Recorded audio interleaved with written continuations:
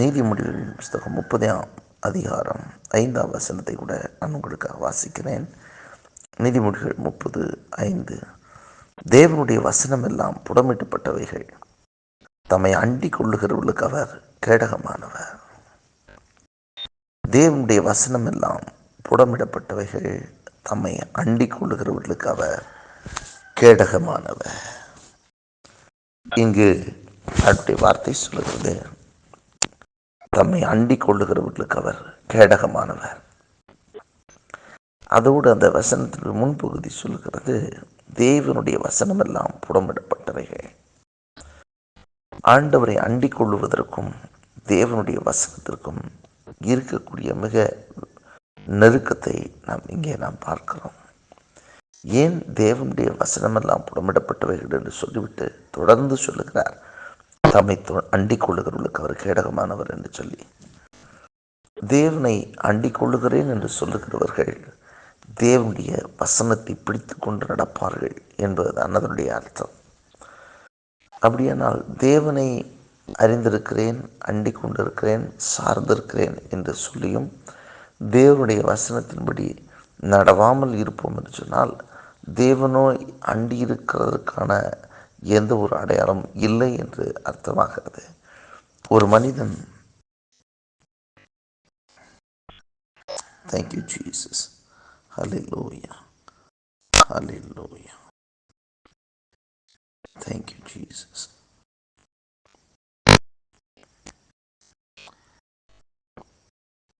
ஒரு மனிதன் தேவனை அண்டிக் கொள்ளுகிறான் என்று சொன்னால் அந்த மனிதன் ஆண்டுடைய வசனத்தின்படி நடக்க தன்னை அவன் விட்டு கொடுத்தவனாக இருப்பான். தேவனுடைய வசனத்துக்கு அவன் செவி சாய்க்கிறவனாக இருப்பான். ஆகவே தான் ஆண்டவராக இயேசு கூட சொல்லும்போது சொல்லுகிறார், என்னிடத்தில் அன்பு கூறுகிறவன் என் வசனத்திற்கு செவி கொடுப்பான் என்று சொல்லுகிறார். ஆகவே தேவனுடைய வசனத்தின்படி வாழ்கிற வாழ்க்கை, தேவனுடைய வசனத்துக்கு தன்னை விட்டு கொடுக்கிற வாழ்க்கை, தேவனை அண்டிக் கொள்கிற வாழ்க்கை. தேவனுடைய வார்த்தை வசனம் என்று சொல்லும்போது தேவனுடைய வார்த்தைகளுக்கு யார் செவி சாய்க்கிறார்களோ அவர்கள் தேவனை அண்டிக் கொள்ளுகிறார்கள் என்று சொல்லி ஆண்டுடைய வசனம் சொல்லுது. யோவான் 10ஆம் அதிகாரத்திலே நான் பார்க்கும் பொழுது, என் ஆடுகள் என் சத்தத்திற்கு செவி கொடுக்கும் என்று சொல்லி ஆண்டவராக இயேசு கிறிஸ்து சொல்லுகிறதை பார்க்கிறோம். அப்படியானால் அவருடைய வசனத்திற்கு செவி கொடுக்கிறவர்கள் அவருடைய ஆடாக காணப்படுகிறார்கள். அவருடைய வார்த்தைக்கு செவி கொடுக்கிறவர்கள். கர்த்தருக்கு மகிமை உண்டாகட்டும். நாம் இப்பொழுது மாத்திரமல்ல, பழைய ஏற்பாட்டு காலத்திலிருந்தே நாம் பார்க்கும் பொழுது யாரெல்லாம் அவருக்கு செவி கொடுக்கலாம் அவர்களெல்லாம் அவரை அண்டி கொண்டவர்கள் என்று பார்க்கிறோம். கர்த்தருக்கு மகிமை உண்டாகட்டும். நாம் அழைப்பு பெற்ற ஆபிரகாமை பார்க்கிறோம். ஆண்டவர் அழைத்தார்.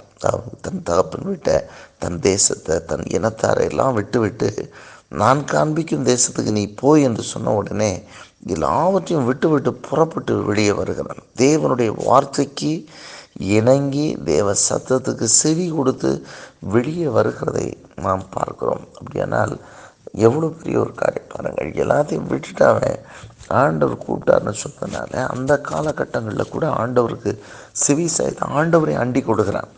தன் தகப்பன் வீடு, தன்னுடைய இனத்தார், தன்னுடைய சொந்த தேசம், இதையெல்லாம் நம்பி இராமல் தேவனை அண்டி கொண்டதுனால அவன் வெளியில் வருகிறான். ஆகவே தான் வெளியில் வரும்போது கூட இடையில தனக்கு பிள்ளை இல்லை என்பதை அவன் அறிந்த பின்பு ஆண்டவரிடத்தில் கேட்டான், ஆண்டவரே நீர் எனக்கு என்ன தருவீர் அப்படின்னு சொன்ன உடனே ஆண்டவர் அவனுக்கு ஒரு வாக்குத்தத்தம் கொடுக்கிறார்.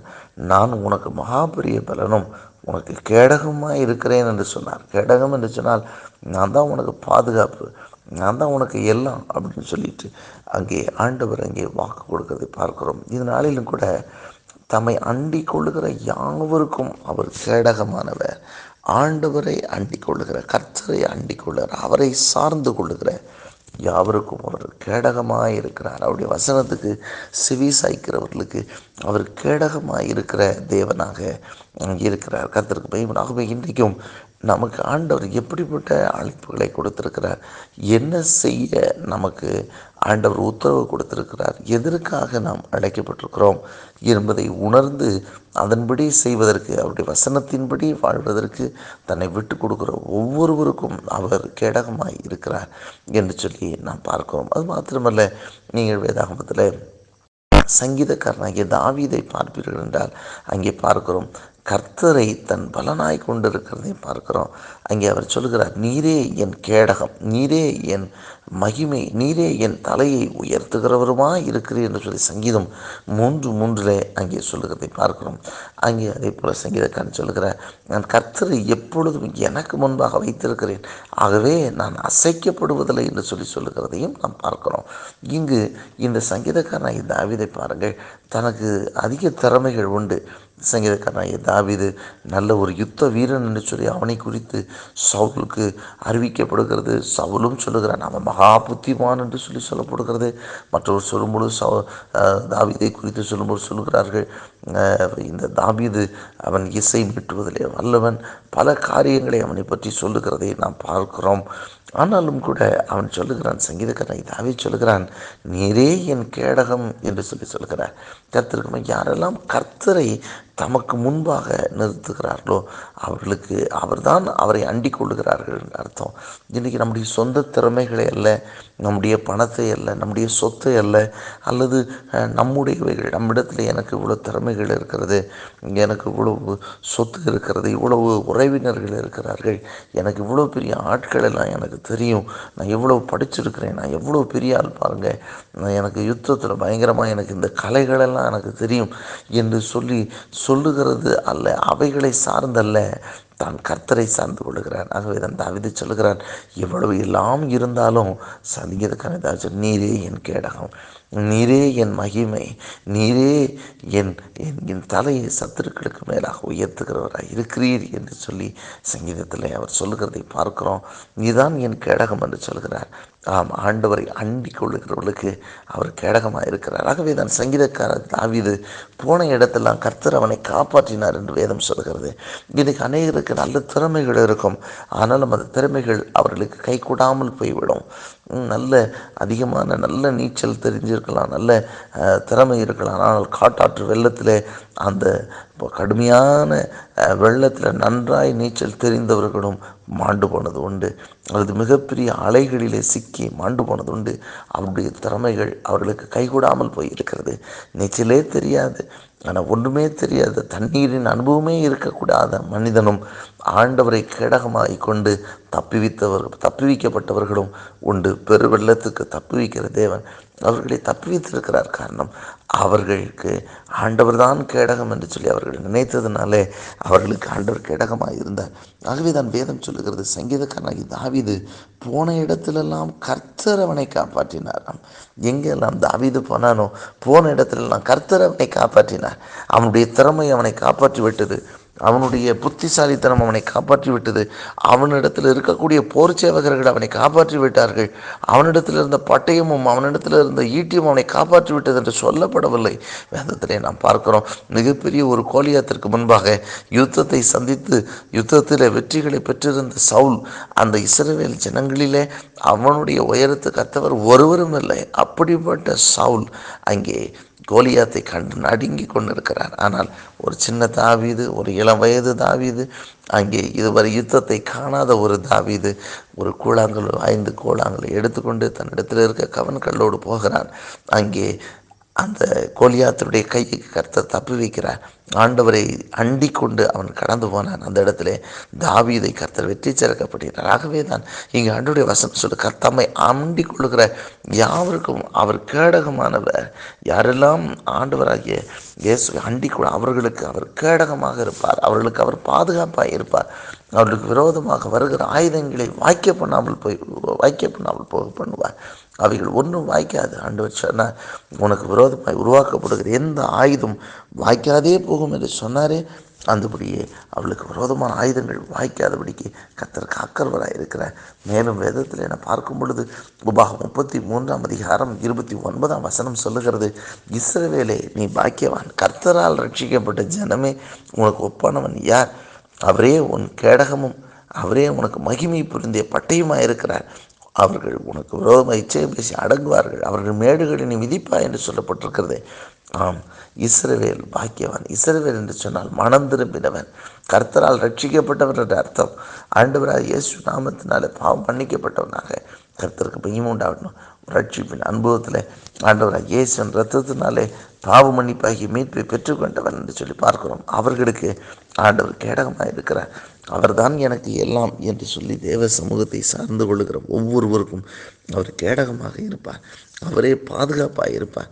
அவருடைய நாமத்தினாலே உண்டாயிருக்கிற ரட்சிப்பை, பாவத்தை எல்லாம் உதறி தள்ளிவிட்டு இல்லை எனக்கு ஆண்டவர் போதும் என்று சொல்லி ஓடி வருகிற ஒவ்வொருவருக்கும் அவர் கேடகமாக இருக்கிற தேவனாய் இருக்கிறார். இன்றைக்கும் கூட ஒருவேளை அநித்தியமான பாவ சந்தோஷத்திலே வாழ்ந்து கொண்டிருக்கிறவர்கள் இல்லை எனக்கு இயேசு போதுமானவர் என்று சொல்லி ஓடி வரும் பொழுது அந்த இடத்திலே ஆண்டவர் அவர்களுக்கு கேடகமாக மாறிவிடுவார். அவரே பாதுகாப்பாய் மாறிவிடுவார். கர்த்தருக்கு மகிமை. மோசேயை பார்க்கிறோம். மோசே அரண்மனையில் அவன் வாழ்ந்து கொண்டிருக்கிறான்.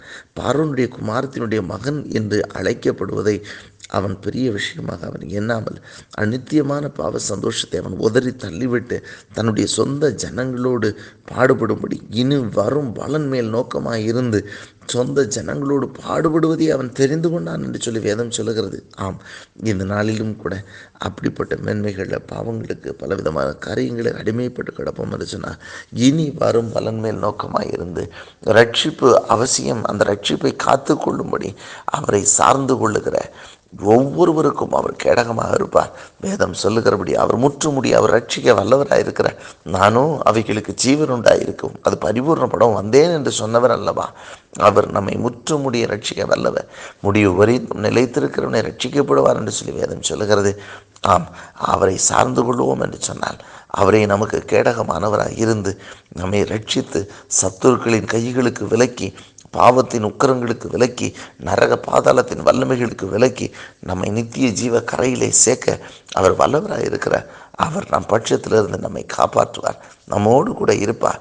மேலும் தமது மூலமாய் தேவனிடத்தில் சேருவதற்கு வேண்டுதல் செய்வார். இப்பொழுதும் உயிரோடு இருக்கிறவர் ஆகையால் அவர்களை முற்றுமுடிய ரட்சிக்க வல்லவராக இருக்கிறார் சொன்ன வார்த்தையின்படி எபிரேயர் 7:25 நம்மை முற்றுமுடிய ரட்சித்து நித்திய ஜீவ கரையிலே சேர்த்து நம்மை ஆசீர்வதிப்பார். அவர் நமக்கு கேடகமாக இருப்பார்.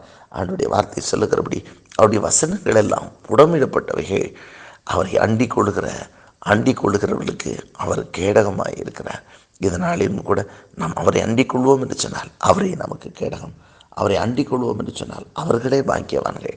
யாரெல்லாம் கர்த்தரை அண்டிக் கொள்ளுகிறார்களோ, ஆபிரகாம் தன்னுடைய இனத்தாரை, தன்னுடைய தேசத்தை, தன்னுடைய தகப்பன் வீட்டை அண்டிக் கொள்ளாமல் கர்த்தரை அண்டிக் கொண்ட அந்த ஆபிரகாமுக்கு கேடகமாக இருந்தது போல நமக்கும் அவர் கேடகமாக இருப்பார். தாவீது தன்னுடைய திறமை, தனக்கு இருக்கிற எல்லாவற்றையும் தனக்கு பலமாக எண்ணிக்கொள்ளாமல் கர்த்தரை முன்னிறுத்தி அவரையே கேடகமாக எண்ணினதுபடினாலே தாவீதுக்கு கர்த்தர் கேடகமாக இருந்தது போல உங்களுக்கும் அவர் கேடகமாக இருப்பார். இஸ்ரவேலாக வாழும் பொழுது ஒரு மனம் திரும்புதலின் வாழ்க்கை அங்கே உண்டாகும் போது யாக்கோபை பார்க்கிறோம். அவன் தன்னுடைய பாவத்தை, தவறுகளை உணர்ந்தவனாக தேவ சமூகத்திலே போராடும் பொழுது அவன் எத்தனை என்கிற பெயர் மாறி இஸ்ரவேல் மகாபிரபு என்று அழைக்கப்படுகிறதை பார்க்கிறோம். அப்படிப்பட்ட மனம் திரும்புதலுக்கு நேராய் திருப்பப்படுகிற ஒவ்வொருவருக்கும் அவரே கேடகமானவராக இருப்பார். நம்முடைய வாழ்க்கையிலே கேடகமானவராக இருந்து ஒவ்வொருவரையும் ஆசீர்வதிப்பாராக. ஜெபி